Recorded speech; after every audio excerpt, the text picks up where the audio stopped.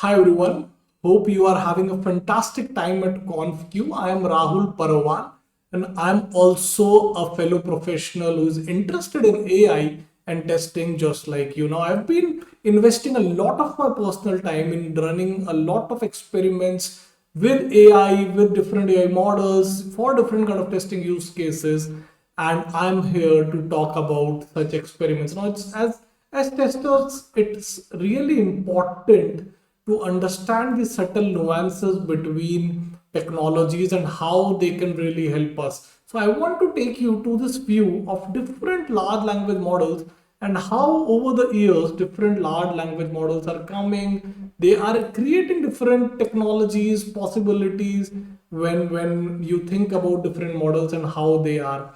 Now, in today's world, it's really difficult to keep a track of all these models. Probably you're using ChatGPT or Gemini or Copilot, but at the same time, you always keep on hearing about different models like Claude or Grok or Perplexity and so on. Now, what do you do? I mean, what kind of models do you use? And there is an interesting platform that can help you with that. So, that platform is LM Arena. So LM Arena is one such area which is available for free to everybody to try and experiment with these language models and really find out what model is really good for you and for your use cases, because not every model is designed for every kind of use case or for every kind of work. So if let's go to LM Arena and see what it offers. So LM Arena has an interesting leaderboard which talks about different models and which models are really good for different kinds of use cases. So let's go to this text mode, and when we go into the text mode, we can see the different kind of models. For example, Gemini is good for text related activities, but at the same time, if we look for web development, probably like Claude or GPT-5 are the models which are better in those aspects. Now, if we look for vision related models, if we are interested in tasks that involves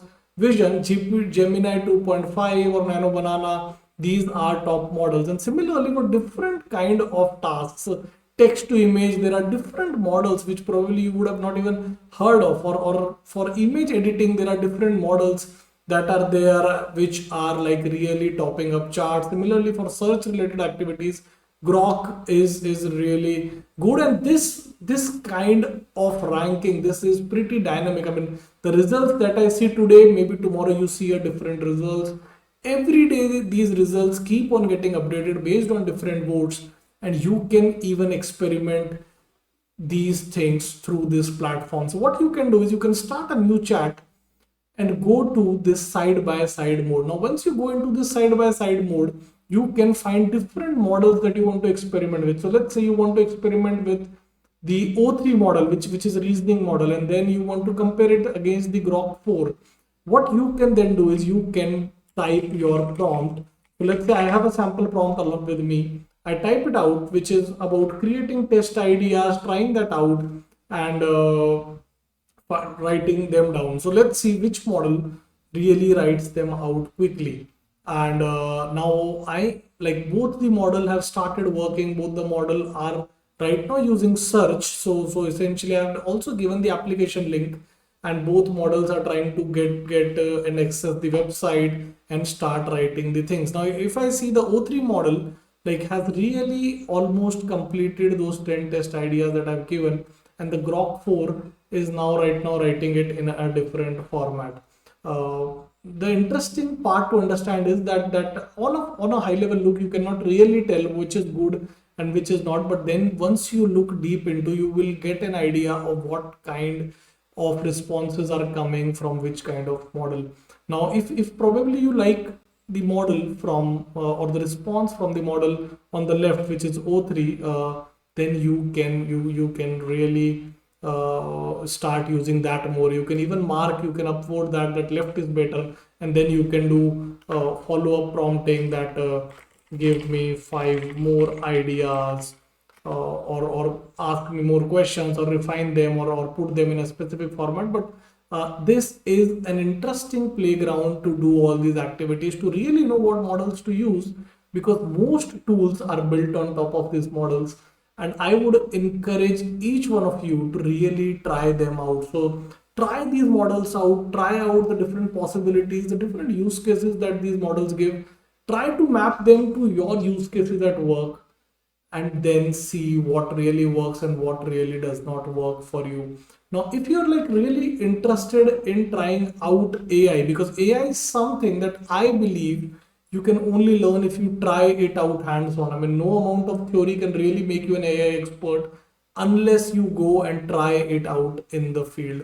So I have collected a set of resources for you, which you can use to try out and experiment with different aspects of AI. And let me take you there. So these resources are available on my website, AI in Testing Resource Repository, where I've been collecting different kind of tools that have helped me do different kind of experiments with generative AI or with large language models, with prompting hubs, with the prompting playgrounds, or like with different kind of channels from where I'm learning about these experiments, or different tools that I have personally experimented and found like really good. So it's more of a compilation of all my experiments and my resources that I use for these experiments, and you can try them out. So that's something that I wanted to share.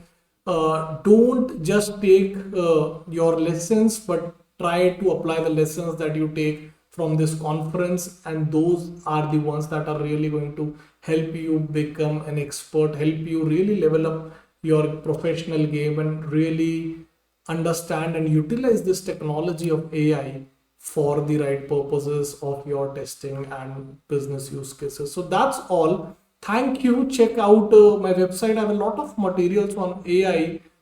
Have a wonderful time at ConfQ. Thank you. Bye bye.